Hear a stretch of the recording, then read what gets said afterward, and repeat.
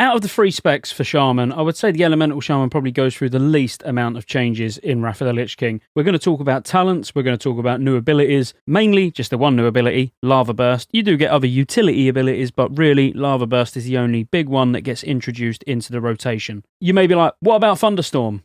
Alright. Thunderstorm's from talents, it's not an ability, but obviously we're going to talk about it anyway. I'm sure you're really going to enjoy Thunderstorming entire raids off the top of Naxxramas. This one shouldn't take too long. We're going to start with totem changes first, which we're just going to look at the same section of the video which I put out last time, which was the Enhancement Shaman, because the totems are all the same. The only additional totem we'll talk about will be Totem of Wrath, obviously, but you know you've got that in TBC already, you're going to get it in Wrath, but we'll talk about it when we get to the talents. So past me, talk us through the totems. So not only can you cast all 4 totems simultaneously, which also when it comes to totems, remember, each class gets their own style totem as well. So for Horde, for example, you know, Troll versus Orc, your totems aesthetically look a bit different.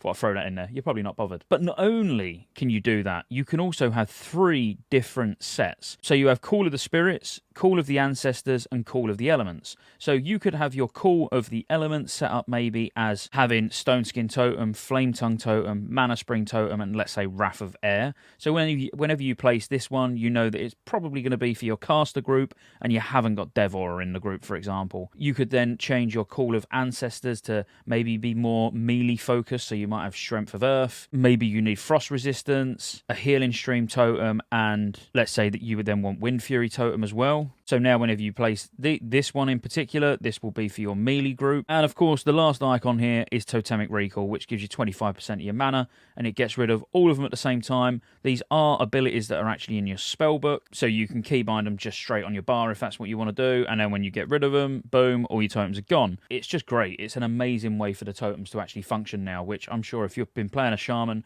throughout Vanilla and TBC, you're going to love this. So we should probably first talk about some of the totem changes. Let's start with the Earth totems. Stone Skin Totem used to reduce melee damage taken, whereas now it increases armor. You could almost consider it the Shaman's Devotion Aura. Strength of Earth Totem now increases strength and agility, because Grace of Air Totem has basically been merged into this one totem, so you get strength and agility rather than strength from one totem and agility from another. Stoneclaw's had a very minor change where not only does it do the usual taunting mobs and has a 50% chance for them to be stunned for 3 seconds, it also now protects all of your other totems, causing them to absorb X amount of damage. Oh, and I should probably mention these totems now last 5 minutes instead of 2 minutes like they do in TBC as well. Other than things like Earthbind, Stoneclaw, those ones still obviously don't last 5 minutes, that would be broken. But the normal buffing totems like Stone Skin, Strength of Earth, etc., the ones that you're going to put down and leave down for the duration of a fight, as I say, they last 5 minutes now. When it comes to fire totems, not much worth noting other than the fact Fire Nova Totem has gone now.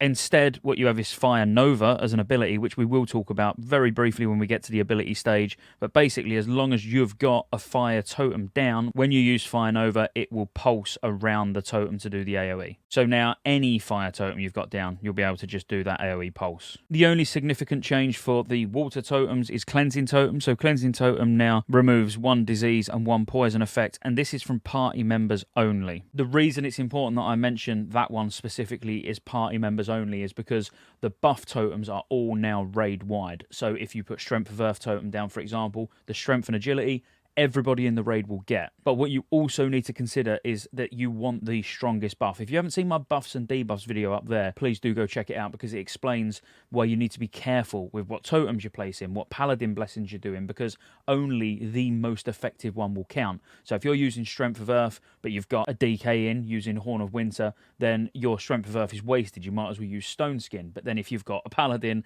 with Devotion Aura on, then you might as well use something else or use nothing at all. So you need to be careful with what totems you're placing and sort of plan ahead, you know, set your totem bar up based on what you know your raid composition is going to be. But yes, there's no more disease cleansing and poison cleansing, it's now just cleansing, which removes both, but only from your party. This is one that's going to be quite annoying for you melee who absolutely love Wind Fury Totem, because Wind Fury Totem now is a flat 16% melee haste to all party and raid members. If you're an Enhancement Shaman, you'll probably take it improved, so that gives 20% haste. But again, you've just got to be careful when using this, because if you've got a DK bringing Icy Talons, which is 20% haste, you're not going to want to bother wasting putting this down. And when it comes to these, the only other thing worth mentioning is Wind Wall Totem's now gone, which, let's face it, Wind Wall Totem, are you really going to miss it? I wouldn't have thought so.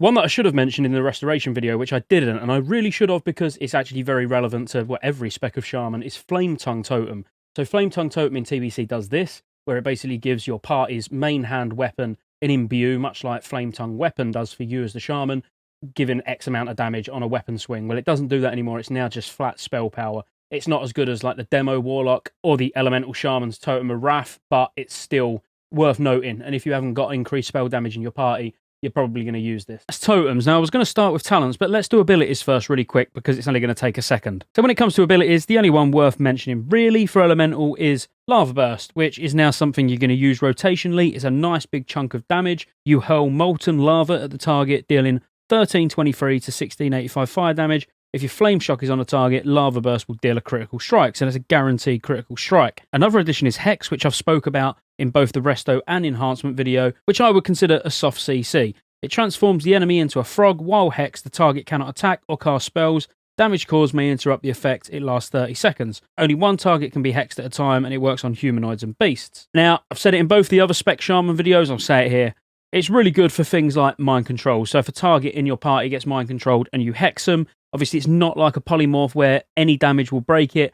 It can sometimes take a little bit of damage before it breaks because it's got a chance of breaking on damage. So it's particularly strong, I would say, for when targets are mind controlled. If for some reason you ever wanted to switch your imbue on your weapon to be able to do a little bit of extra healing for some reason, maybe one of your healers dies and you're just going to step in and take over, you might get rid of Flame Tongue weapon on your weapon and use Earth Living weapon.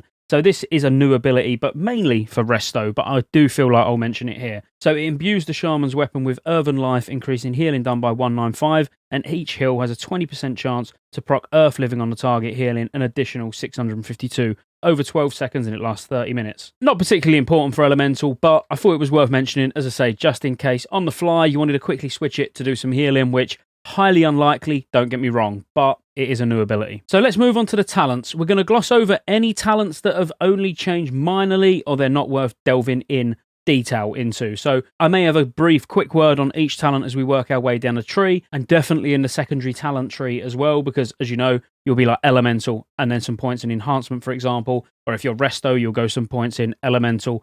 So we'll talk briefly about the start of the second tree as well. But let's jump into the talents. So the first tier hasn't changed at all. If we look at it side by side with the TBC talent tree, increases the damage done by your Lightning Bolt, Chain Lightning, Thunderstorm, Lava Burst, and Shock spells. So as you would expect, you would want your new Thunderstorm ability, which you're going to get from talents later on, and Lava Burst to get some extra damage from talents. So that's all that's changed with Concussion. And such as Convection, where it's also reducing the mana cost like it does in TBC, but you've got these new spells added as well. Well, Lava Burst and Wind Shear specifically, which Wind Shear is your interrupt, which we probably should just talk about for a second because it's not on the global cooldown, so you can use this at any time. You could cancel casting a spell and instantly use this as an interrupt. Your Earth Shock no longer interrupts, instead you have Wind Shear, which instantly blasts the target with a gust of wind, causing no damage but interrupting spellcasting and preventing any spell in that school from being cast for 2 seconds. Also lowers your threat, making the enemy less likely to attack you. And this has got a 6-second cooldown. So having that amazing short interrupt, but also reducing your threat, very nice. Oh, it's very nice. But moving further down the tree, Elemental Devastation has just literally swapped positions, and this is still for really an enhancement spell. You're not going to take this as Elemental. Elemental Warding has changed slightly from TBC, where in TBC it reduces damage taken from fire, frost, and nature effects by 10%. Now it's a flat 6% damage reduction with 3 points. Call of Flame increases the damage done by your fire totems and your fire nova by 15%, and damage done by your lava burst spells by 6%. And as we already spoke about in the totem section, fire nova is now, it's not a totem. It's not fire nova totem, it's just fire nova. Any fire totem you'll have down, which on big AoE, you might go with magma totem. If it's just single target or there's not that much AoE and you're stood back, you'll probably use your Totem of Wrath. But if there was ads that run over towards you, you could fire over them using your Totem of Wrath if that's what you want to do. Reverberation still does the same thing, reducing the cooldown of your shocks. Elemental Focus, exactly the same. These have just swapped positions because Elemental Focus now feeds into Call of Thunder, which we'll get down to in a minute. Elemental Fury is exactly the same, except for it costs 5 points now instead of 1. As you can see, most of these are the same. That's why I'm rushing through them, because they've gone up and down in the tiers, or gone from 1 point to 5 points, or 5 points to 3 points. mainly just to fill it out. So you couldn't have Elemental Fury as 1 point still because they've needed to sort of bolster some of these talents up into multiple points to be able to remove other things from the tree completely or move them over into enhancements, such as in TBC, you've got Earth's Grasp sat in the second tier, which at the moment our Call of the Flame is. That's simply because it's moved over into the first tier of enhancement now. So there's a lot of places where this happens, where you're just getting certain talents move from one tier in the Ellie tree over into another tree in the enhancement tree, or vice versa, or even the resto tree. So those ones I'm just glossing over because it's not overly important. So moving further down, Eye of the Storm is quite a big one that's changed. So now it reduces the pushback suffered from damaging attacks while casting Lightning Bolt, Chain Lightning, Lava Burst, and Hex. And the reason I say this is quite a big one is because if you was to look at it in TBC, it gives you a 100% chance to gain focus casting effect that lasts 6 seconds after being the victim of a melee or ranged critical strike. So now it's more for consistent, but if there's boss AoE damage going around, which would be knocking your casting back, it's to counteract that, which is actually very nice. It's an amazing change. Then we've got Improved Fire Nova, which not only does it increase the damage done by your Fire Nova by 20%, but it also reduces the cooldown by 4 seconds. Whereas in TBC, actually, it would reduce the delay on your Fire Nova totem. But as I say, we haven't got Fire Nova totem anymore. So Call of Thunder increases the critical strike chance of your Lightning Bolt, Chain Lightning, and Thunderstorm spells by an additional 5%. So this is now 1 point instead of 5 points that it was in TBC. Unrelenting Storm, regenerating mana equal to 12% of your intellect every 5 seconds. It's only up 2%, but mana really isn't an issue. Elemental Precision now increases your chance to hit with your spells by 3% and reduces threat caused by your spells by 30%. So this is actually helping your threat. It's like triple the amount of threat reduction, but unfortunately, it's halving the amount of your hit, which you also lose the hit that you may ordinarily take from the resto tree now as well. Lightning Mastery, reducing your Lightning Bolt and Chain Lightning and Lava Burst spells by half a second, the cast time, which is exactly the same as in TBC. This is an interesting one because Elemental Mastery has now changed, so when activated, your next Lightning Bolt, Chain Lightning or Lava Burst spells become instant cast. In addition, you gain 15% spell haste for 15 seconds, and this cannot be used with Nature's Swiftness. Now, this is interesting because when you compare it to the TBC version, when it's activated, this spell gives your next Fire, Frost, or Nature spell 100% critical strike chance and reduces the mana cost by 100%. So now it's actually more of a cooldown. That you're getting for 15 seconds, you're getting that additional haste. Could be stacking that with Heroism, for example, or Bloodlust, or you could be using it outside of it. You'd ordinarily use this pretty much on the pool. So if a Hero on the pool, you're going to benefit from both. But ultimately, having a nice, solid sort of cooldown, it's only a 3-minute cooldown, and you're getting 15 seconds worth of it. Really nice. Storm, Earth, and Fire is a new one, which reduces the cooldown of your Chain Lightning spell by 2.5 seconds. Your Earthbind totem also has a 100% chance to root targets for 5 seconds when cast, and the periodic damage done by your Flame Shock is increased by 60%. So quite a huge talent this, benefiting your Chain Lightning, your survivability if you had to kite some ads with Earthbind totem, and increasing the periodic damage done of your Flame Shock, which you will be keeping Flame Shock up 100% of the time. Elemental Oath, again a new one, but not new to your raid. While clear casting from Elemental Focus is active, you deal 10% more spell damage. In addition, your party and raid members within 100 yards receive a 5% bonus to their spell critical strike chance. So all this is doing is actually giving you an option between a Boomy to bring the 5% crit, or you now to bring a 5% crit as an Elite Shaman. Booming Echoes is also a new one. It reduces the cooldown of your Flame Shock and Frost Shock spells by an additional 2 seconds and increases the direct damage done by your Flame Shock and Frost Shock spells by an additional 20%. Lightning Overload remains exactly the same, giving your Lightning Bolt and Chain Lightning spells a 33% chance to cast a second similar spell on the same target at no additional cost that causes half damage and no threat. When I say exactly the same, the effect is the same, but it's gone up by 13% chance to proc, and it now only costs 3 points instead of 5. Totem of Wrath has also changed slightly. You no longer get a hit. So like I say, you've had 3% loss of hit in your Elemental Precision talent. You're also losing the 3% hit from Totem of Wrath because it now gives spell power and crit, but it does bring a good amount of spell power. So using it at level 80, it gives 280 spell power and a chance to critically strike on all nearby targets by 3%. Whereas in TBC, if someone's a Totem of Wrath with 5 health at the feet of the caster, the totem increases the chance to hit and crit by 3%. So it's a trade-off for 3% hit, but all that extra spell damage. We've got all new talents we're talking about now, so this should be interesting. When stunned, so this is Astral Shift. When stunned, feared, or silenced, you shift into the astral plane, reducing all damage taken by 10% for the duration of the stun, fear, or silence effect. You can put 3 points into this, taking it up to 30% damage reduction.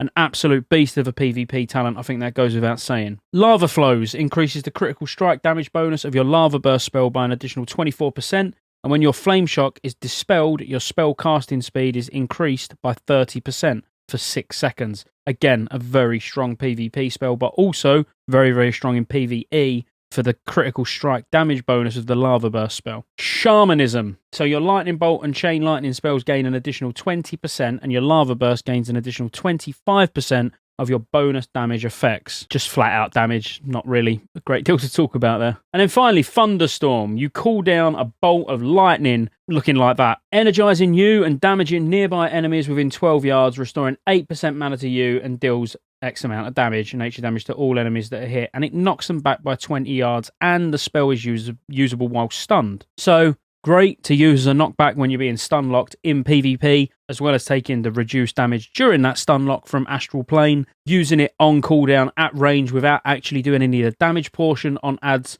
because you probably don't want to knock them back, and being able to get that mana return anyway is also very nice as well.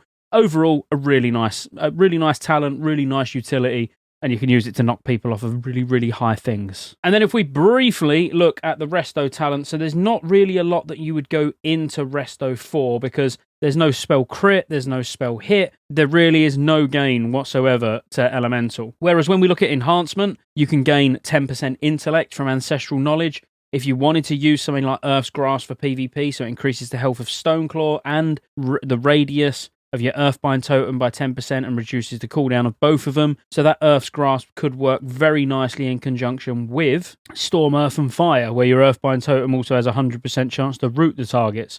So in PvP, being able to increase the radius, reduce the cooldown, and root them, yeah, like I say, a larger distance away. Very nice. Enhancing totems, increasing the effective strength of Earth and Flame Tongue totems by 5%, and the 3 points you can put into that. If you was required to bring this for some niche 10-man setup you're running or something like that, then it's a possibility. Nothing wrong with it as a talent. You're not bothered about the Flame Tongue totem effect because, as an Ellie, you're going to be using Totem of Wrath. This is where you can pick up just 5% flat crit with your spells, so you're going to go for that. You can get Elemental Weapons, which we're only interested really in Flame Tongue weapon, but it increases the spell damage on your Flame Tongue weapon by 30%. There's Shamanistic Focus as well, which reduces the mana cost of your shock spells now by 45%. So that's changed from TBC, where what it used to do was after landing a melee critical strike, you enter a focus state, and the focus state reduced the mana cost of your next shock by 60%. Now it's just a flat 45%, and you're going to be keeping Flame Shock up a lot through the fight, so it's probably going to be quite a lot of casts, saving 45% mana. If you like Elemental Shaman in TBC, you'll love Elemental Shaman in Wrath. The reason I've been playing a lot more enhancement is because it really just fits my playstyle. Now, Elemental has got huge amounts of cleave opportunity, it's got really good single target, it's got really good group play utility, but it's just not changed that much from TBC. You've now got the addition of Lava Burst, which you'll use. You'll be keeping Flame Shock up 100% at a time. You're going to be using Chain Lightning on cooldown, and you're going to be spamming Lightning Bolt and using Lava Burst whenever it comes off cooldown. There's not that much more to it than that, other than maybe getting in close and putting Magma Totems down for AoE, and then pulsing with Fire Nova, and then spamming loads of Chain Lightnings into the targets on cooldown. It's just not a drastic change. So, as I say, it really comes down to if you enjoy Shaman in TBC, Elemental Shaman in TBC, I think you'll love it in Wrath. So we've looked at totems, we've looked at new abilities, and we've looked at talents. Now, finally, let's just have a look at some of the glyphs that are available to you. So if you're not aware what glyphs are, they come in with Inscription, which is a new profession that will come with Wrath of the Lich King, and you can use 3 major glyphs and 3 minor glyphs. And the major glyphs have quite a large impact on the most part on your abilities, some of your main abilities, whereas the minor glyphs are more utility or quality of life stuff. So I'm only going to go over the ones that I would consider fairly useful for Elemental. So it's not an exhaustive list, it's just ones that you might want to use or ones you might want to be aware of.